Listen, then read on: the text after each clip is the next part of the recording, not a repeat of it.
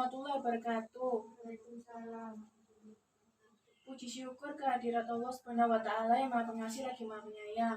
Karena berkat rahmat dan hidayahnya, sehingga saya dapat menyelesaikan makalah tugas kimia ini tepat pada waktunya guna untuk memenuhi nilai tugas. Dalam kesempatan ini tak lupa juga saya menyampaikan ucapan terima kasih sebesarnya kepada semua pihak yang telah memberikan arahan dan bimbingan dalam proses pembuatan makalah tugas kimia, sehingga proses pembuatan makalah dan presentasi ini dapat berjalan dengan lancar.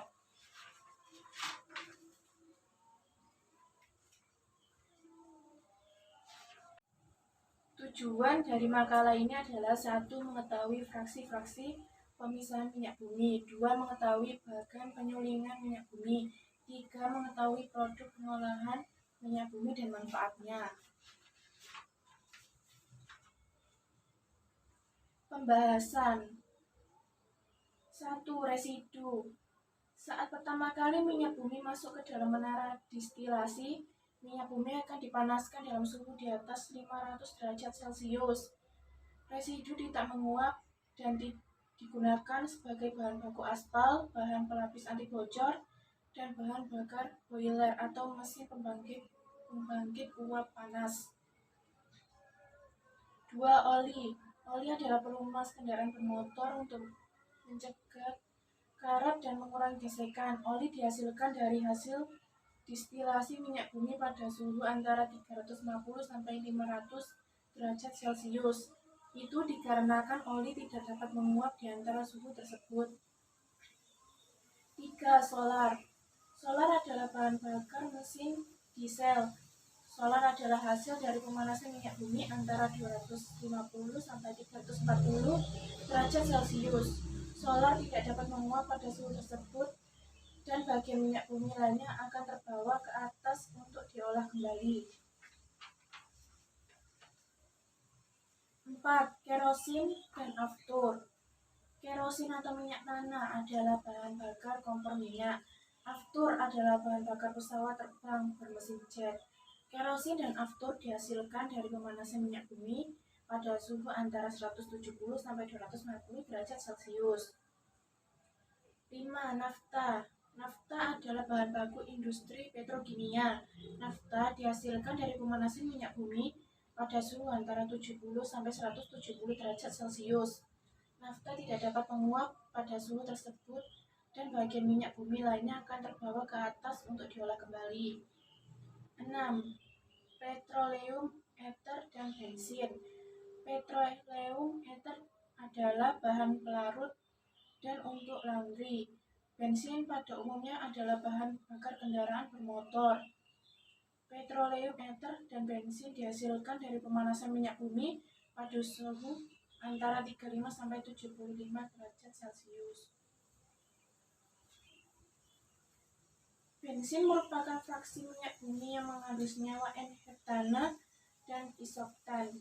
Misalnya bensin premium atau salah satu produk bensin Pertamina yang beredar di pasaran dengan bilangan oktan 80, berarti bensin tersebut mengandung 80% isoktan dan 20% N-heptana.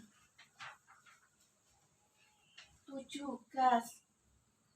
Hasil olahan minyak bumi yang terakhir adalah gas. Gas merupakan bahan baku LPG, yaitu bahan bakar kompor gas. Supaya gas dapat disimpan dalam tempat yang lebih kecil, gas didinginkan pada suhu antara minus 160 sampai minus 40 derajat Celcius supaya dapat berwujud cair.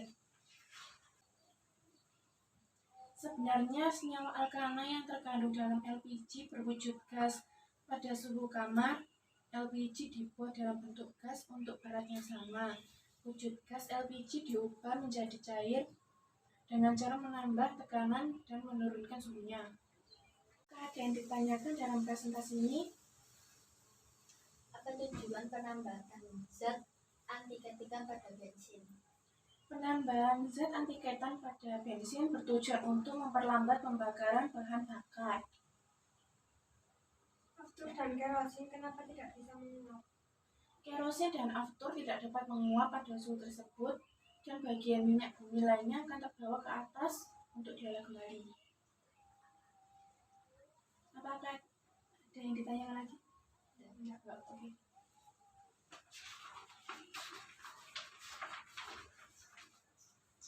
Penutup.